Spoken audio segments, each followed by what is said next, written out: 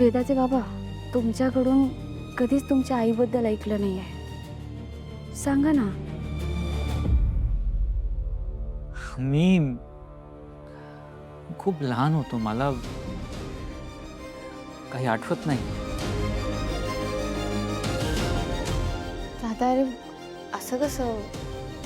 म्हणजे मी 4-5 वर्षांची होते. म्हणजे तू 9-10 वर्षांचा असशील ना? तुला आठवत असेल सगळं, सांग ना. खरंच बोलतोय, मला तिच्याबद्दल फार काही आठवत नाही खरंच. वेदाचे बाबा, आपल्याला जी जन्म देते तिला आपण कधीच विसरू शकत नाही. तुम्हाला जे काही आठवते सांगा ना. बाबा सांग ना, तुझी आई कशी दिसायची? ती ती तुझ्यावर प्रेम करायची? अगं शेवटी ती आईच ना, तिचं खूप प्रेम होतं आमच्यावर. पण बाबा, तुझी आई जास्त तुझ्यावर प्रेम करायची की अनन्या आत्यावर? ऑब्विसली माझ्यावर करायची ती जास्त प्रेम. बरोबर आहे, तिचं अनन्या आत्यावर जास्त प्रेम होतं.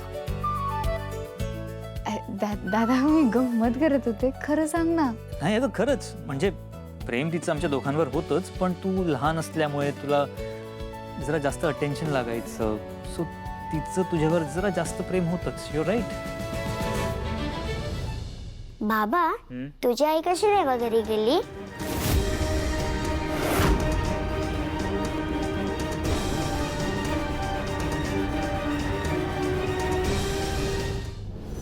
बोल ना बाबा.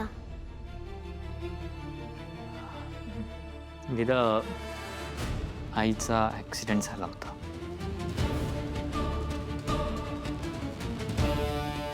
ती ना असं बाल्कनीमधून पडली होती आणि तिला हॉस्पिटल घेऊन जायच्या आधीच, आणि मी खूप लहान होतो ना, सो आई गेली ह्या गोष्टीचा मला अर्थच माहित नव्हता तेव्हा.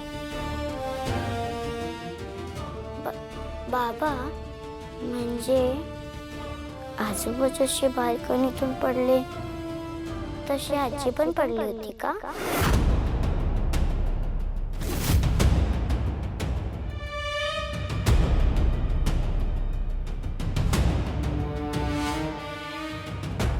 म्हणजे आई बाबांसारखीच गेली का?